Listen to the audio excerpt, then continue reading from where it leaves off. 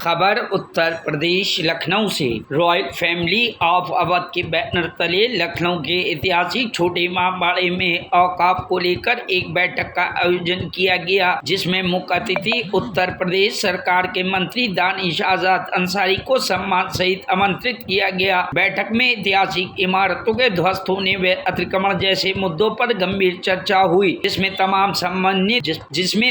सम्मानित वक्ताओं व शहरों ने अपनी बात को रखा। संस्था के सचिव शुक्वा आजाद ने मंत्री से मुहर्रम के शाही जुलूस को पहले की तरह पूरी शान शौकत से उठाने की बात रखी। रॉयल फैमिली के वरिष्ठ सदस्य कल्बे हुसैन उर्फ कब्बन नवाब को हज समिति का सदस्य नामित किए जाने पर मंत्री का शुक्रिया अदा करते हुए उनका स्वागत किया। मंत्री दानिश आजाद ने सभी बातों को गौर से सुना, वादा किया हर संभव तमाम शिकायतों को दूर करने का प्रयास करूंगा। इस मौके पर रॉयल फैमिली के तमाम पदाधिकारियों के अलावा बड़ी तादाद में लोगों ने बढ़ चढ़कर हिस्सा लेकर बैठक का समापन किया। हमेशा जिला प्रशासन के साथ रही है और आगे भी वो रहेगी, क्योंकि हमारी इस इमारतों की देखभाल के लिए जो रॉयल फैमिली की नवाबीन की कमेटी होती थी वो पिछले 20 साल से नहीं है। इसलिए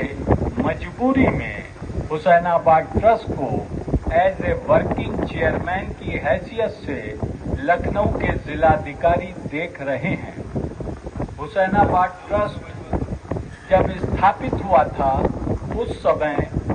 उन नवाबों की तारीफ करना चाहिए जिन्हीं ने अपनी कमेटी जो नवाबों की बनाई थी,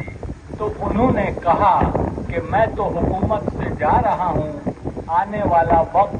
क्या होगा मुझे नहीं मालूम। तो उस वक्त अंग्रेजी हुकूमत हुआ करती थी। ये बात 1857 के बाद का नजरिया था उनका कि अंग्रेजी हुकूमत का जो रेजिडेंट होगा लखनऊ का, वो हमारे बच्चों की इस ट्रस्ट की कमेटी का चेयरमैन होगा। तो हिंदुस्तान की तारीख है, क्योंकि अब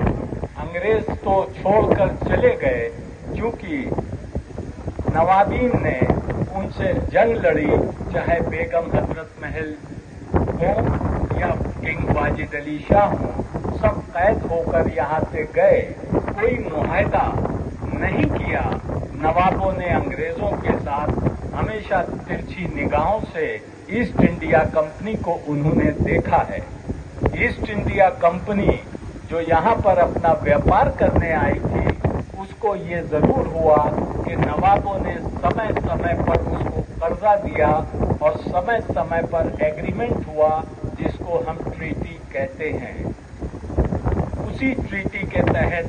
ये भी एक ट्रीटी थी कि हुसैनाबाद ट्रस्ट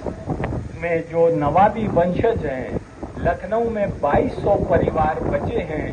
बाकी परिवार हिंदुस्तान के बाहर हैं। लेकिन जो बचे हुए परिवार हैं, उनकी ये जिम्मेदारी है कि इस हुसैनाबाद ट्रस्ट के गिरते हुए मेयार, गिरते हुए तबरुकात,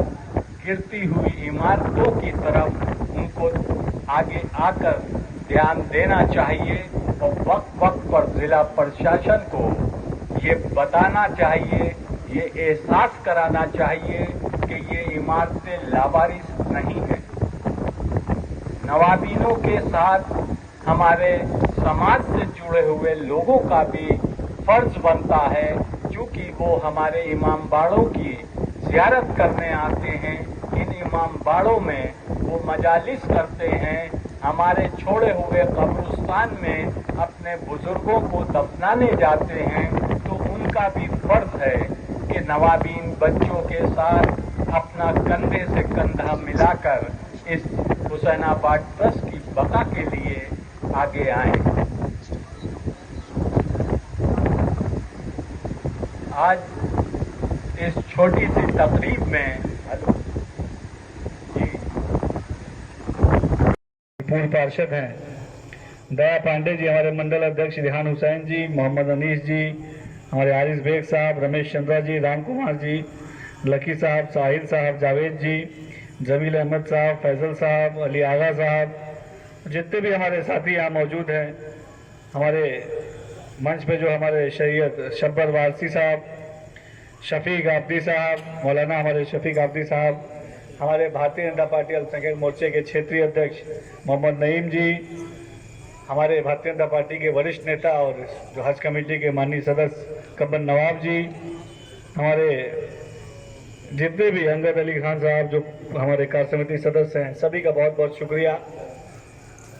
साथियों, अभी बहुत सारी चीज़ें हमसे पहले हमारे शिगो आज़ाद साहब जो संचालन कर रहे थे, इन्होंने बहुत डिटेल तरीके से एक पूरा इतिहास चंद मिनटों के अंदर, एक सैकड़ों साल पुराना इतिहास हम सबके सामने रखा और हमें बताया कि किस तरीके से अवध की, लखनऊ की सरजमीन जो है, ये गंगा जमुनी तहजीब को आज से ही नहीं, सैकड़ों हजारों साल से इसने इस तहजीब को आगे बढ़ाने का काम किया। और जैसे जैसे समय आगे बढ़ा, जो रॉयल फैमिली अवध की है, उसने तमाम जो मेंबर्स यहाँ मौजूद हैं, उन्होंने कई सारी ऐसी बेसिक समस्याओं से भी, जो परेशानियां हैं, उनसे भी हमें अवगत कराया है। मुहर्रम का वक्त आ गया है, जल्दी मुहर्रम की शुरुआत जो हो गई है, तो जो भी यहाँ की जो समस्याएं हैं या जो यहाँ व्यवस्थाएं होनी चाहिए, जो हुसैनाबाद ट्रस्ट के माध्यम से जिला प्रशासन जिन चीज़ों को देखता है,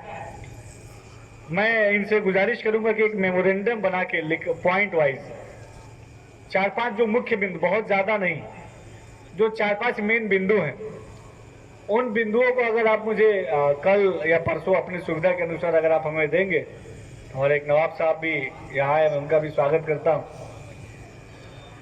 इन बिंदुओं को अगर आप देंगे तो यकीनी तौर पर हम ये कह सकते हैं कि जिला प्रशासन से, चूंकि हुसैनाबाद ट्रस्ट का अध्यक्ष इस समय जिला अधिकारी होता है,